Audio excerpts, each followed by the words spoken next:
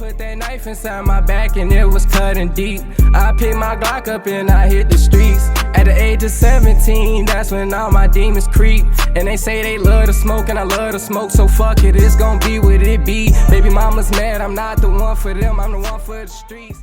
Police were called to the Ranchito Taqueria number 4 on South Gessner Road around 11 o'clock about a shooting.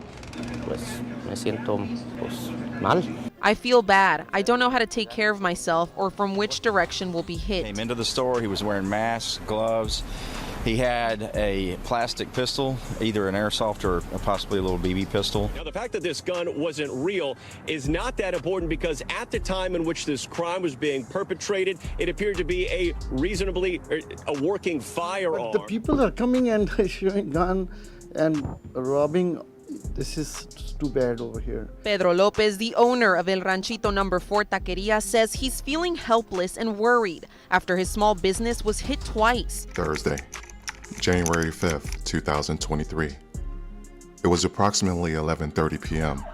when Houston police responded to calls of a shooting at the Taqueria on South Gessner Road. The drama erupted at this restaurant in Houston. You can see the masked robber brandishing a pistol, ordering all the people inside to hand over their money. The guy in the gray t-shirt throws some bills on the floor. 2 customers cower under a table as they give up their cash. Video from inside the restaurant shows the first incident of an armed man in a mask demanding money and wallets from customers. Late Thursday night, Eric barged into this taqueria off South Gessner wearing all black, a ski mask and gloves, demanding money from customers while holding what police would later call a fake plastic gun. Police say the man walked inside, then demanded money from more than half a dozen patrons. Customers were inside this taco shop right here behind me when that man came in with what they thought was a gun, demanding their money and wallets. Take a look at this video from overnight. Police were called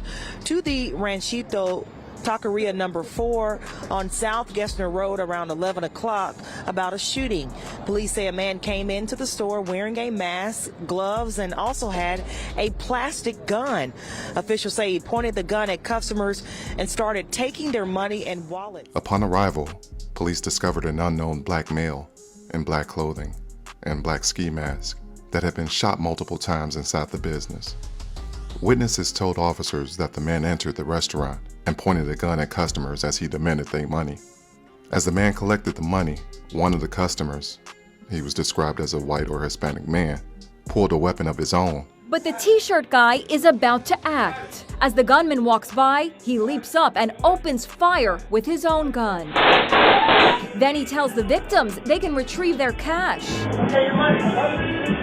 Then as he was leaving, one of the customers pulled out a gun and shot the man several times. This video has brought national attention to this taqueria. Then this man taking action, shooting Eric 8 times as he heads to the door. Then once more, while on the ground, killing him. But video shows as the man walks towards the door, a customer opens fire, watching the gunman collapse, then walking over and firing more shots at point-blank range.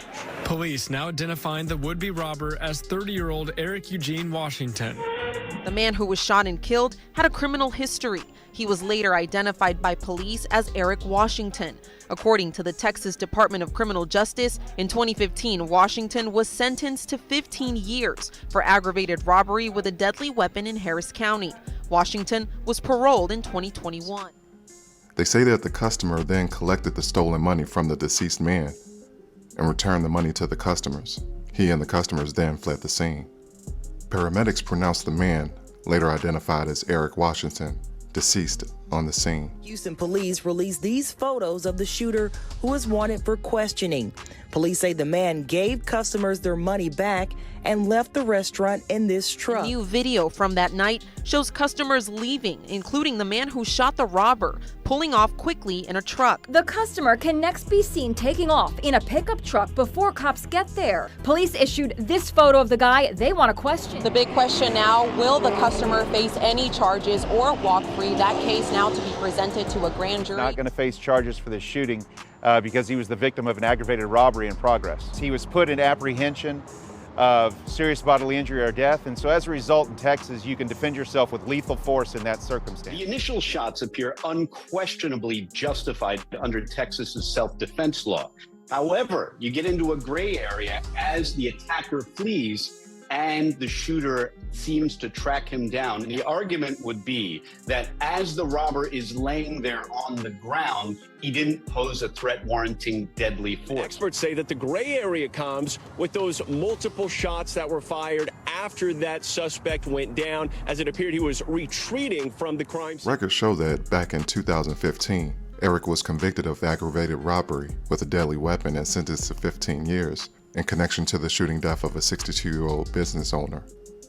Now, I agree that while any victim has the right to protect themselves, even if it's fatal, but at the same token, it's like once the man is down, at what point does it become too much? You know, that to me, based on what the video is showing, it kind of seems like overkill, you know? And at the very least, I think the customer, although he should not face any murder charges, I think at best he should be at least charged with abuse of a corpse or something like that. Because I mean, that was just too much. But let me know what y'all think down in the comments. And if you haven't already and you digging the content here on this channel, make sure to subscribe to the channel, get a video a thumbs up, and I'm gonna catch y'all in the next one. What's it been like for you the last couple days? It's been unreal the last couple of days. The medical examiner's office called me at 8:30 that Saturday morning. Can't be true. Not my son. That's not Eric. We know. Can't be. Thursday morning was the last time he called me. He said, "Mom, son to mother, I'm trying to be the best person I can be." Eric doesn't have a lengthy criminal record. Eric got in trouble and went straight to penitentiary in 2015 and did 7 years flat. He's not the monster people picture him to be. He's my son. He's kind, he's gentle. He never met a stranger. What he did, I don't condone. I don't. He knew better. He never said anything or made me think he would go this route. But he went in there to rob, which is not good. He was raised better than that. He was headed out that door, and that man shot him 4 times. And I know when you do something wrong, there's a chance you could die. I understand that.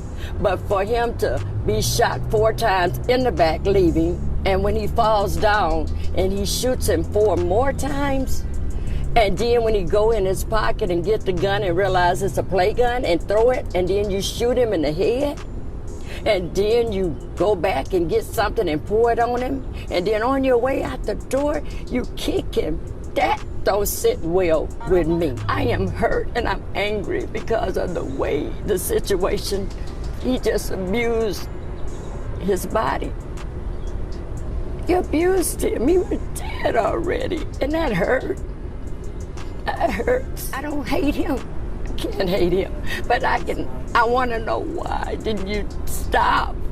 If you had to kill him, I can deal with that. I can come to grips with that. He did something wrong. You don't get a reward. You might die, but why did you why did you do him like that? He was already gone. I'ma sip all night till the pain gone. I'm knowing that they hate me since I came round. I've been loyal as fuck to the end of